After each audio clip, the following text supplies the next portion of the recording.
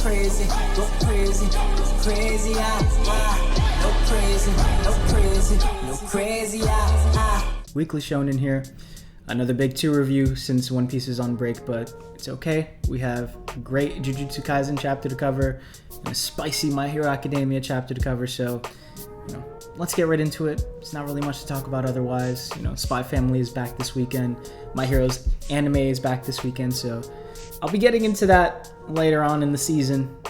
Otherwise, I'm going to start off with Jujutsu Kaisen 199. Chapter starts off with Useless Kamo realizing his place in this world. We also finally learn what Maki was trying to speak to her mother about. Why you always make me shout at you? It seems like JJK is going the One Piece route and trying to tell us something about not having a mother figure or missing mothers or having something to do with names or something like that. I'm not too sure. It seems like I'm going to need to take some time to create another video about this topic separately, because between Nobara's mother figure, all the cursed wombs, and now Maki's and Kamo's mothers, seems like there's something to be said. I just don't know what yet. I know Toji isn't a mom, but in terms of what his intentions were with Megumi, they seem very similar to Kamo's mothers. Speaking of Megumi, we get to see him again. Karasu here refers to him as the Fated One, which just makes me wonder about his role in Sukuna's plan or whatever, but more on that later. Usually this whole chapter is comedy gold, especially this robe scene, because I already know that animated, it's gonna be like one of those pan over shoulder reveal shots, and it's gonna look mad dramatic, and it's just gonna be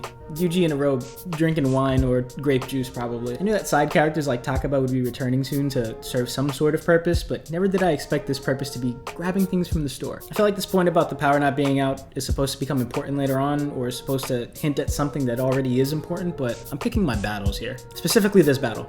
I need this colored ASAP. Based on the timestamp that we get at the start of this scene, and the one that we got at the very beginning of Sakurajima Colony, it's really safe to say that the story is finally moving linear, because it's hard to keep track of. Megumi's smart because not only did he take the time to just confirm that Kurusu is the angel, he also brought up something that I hadn't realized at all, which is that she's in the wrong colony, or they found her in the colony that they did not expect her to be in. A very good call on Akutami to not have Kurusu herself be the angel, but the being inside of her.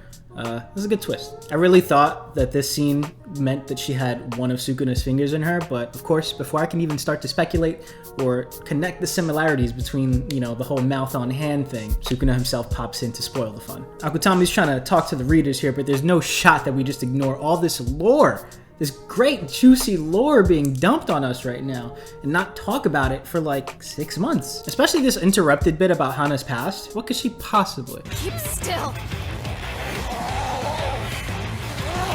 Anyway, one thing that they do mention is that their technique gives them, or the players, powers to move between barriers, so I guess that means we don't need to establish that rule, maybe? You know what they say, if everything's going according to plan. Come on, you can get this. I am shrubbery, not grass. What am I? I am bush. You're walking into an ambush. I do still appreciate the fist bump though. So, Sukuna pops up at the end of the chapter to spoil all the fun for the theorists and straight up says, yeah, I'm the Fallen. Now I get why Megumi wouldn't want to tell this angel straight up that the Fallen is among us. This fallen person is in the room right now. But Yuji, on the other hand, I feel like is the type of person to be like, yo, it's me. Because he's just such an open book. Like, we got that from, when they were first going to try to meet Hakuri, and Megumi's like, you have to hold your cards close, basically. You can't just tell everyone everything. You're gonna have to lie here. And we learned that he's not good at that, so I just really wonder how Megumi's gonna take over the situation next chapter, or even if Sukuna himself is gonna have some ultimatum to be like, if you rat me out right now, then I'm gonna take over your body, I'm gonna kill everyone that you love, and I'm gonna ruin any plan that you have to get Gojo back, so something like that. Then again, Sukuna wouldn't really play along with Yuji to wait for him to get Gojo back unless he's like really malicious, is like, I'm gonna kill him.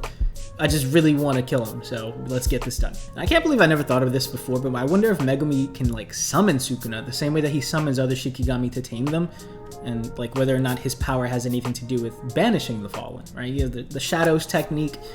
Maybe he takes people from up in heaven and puts them down. I don't know. I'm really just free balling here. Yeah, I feel like Sukuna is definitely going to be the boss of this arc, and maybe it bleeds into the next arc, right? Maybe there is another arc, but I'm only feeling that because I feel like he'll get released, and then they'll corner him in some way, right? They'll be able to they'll be overwhelmed, right? It'll be a nice long battle, but they're going to corner him at some point, and then he's going to escape.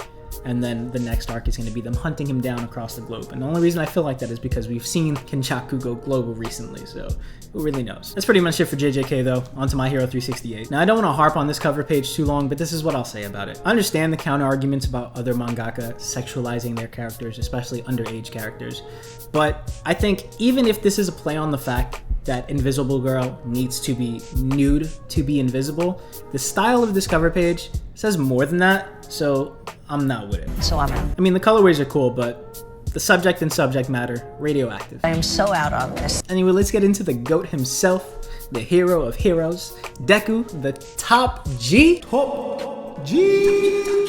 I can't believe that Deku's final quirk this whole time was Andrew Tate. Sun pulled up and asked him, yo, what color is your Bugatti? I know you got all these hands, but what does it matter if you touch no bit? I'm sorry. Horikoshi really went crazy this chapter, and even though the last few have been lightning fast, this one at least has some replayability. I can go back and just enjoy these pages. I'm just very grateful that this Lemillion plot thread here was used right away and not saved for some obvious moment down the line. Deku's able to wrap his vagine around the black whip, and honestly, it makes me really hopeful for his growth as a hero, because he's already like pretty good, pretty well versed with his new quirks. I said this to my boy yesterday, but I'm really glad that this series has taken as long as it has to develop Deku. What I mean by this is that comic book characters tend to get a superpower, somewhat master it quickly, and then spend the rest of their series or whatever learning how to stay human or like how to be compassionate and whatnot. Whereas Deku was given a power at the beginning of the series and has taken pretty much the entire series learning how to master it, all while learning in class how to be a hero. And sure, he's given a whole stack of quirks here at the very last act,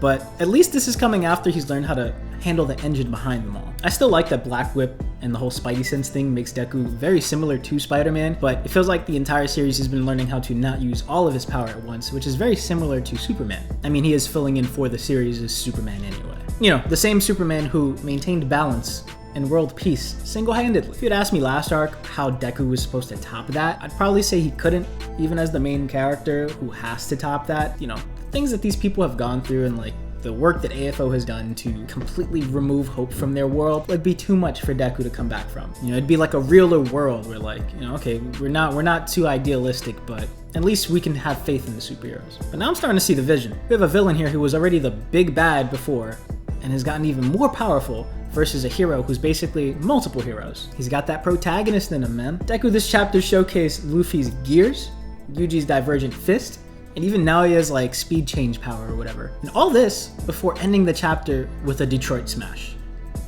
Icing on the cake. This battle is definitely not going to be 5 minutes, but it's going to be pretty. Yeah, that's pretty much it for me, man. Sorry for not uploading the past couple of weeks, but it's just been very busy weekends, and my only time to really record these things, especially with scans coming out, is on the weekends. So, you know, until I'm able to do this full time, expect some inconsistencies here and there, but I'll be sure to at least throw out some juicy theory or discussion content to make up for that. So look out for that. Either way, my name is Weekly Shonen. I hope you all have a great week. Enjoy your new season of anime. I'll see you soon. Bye.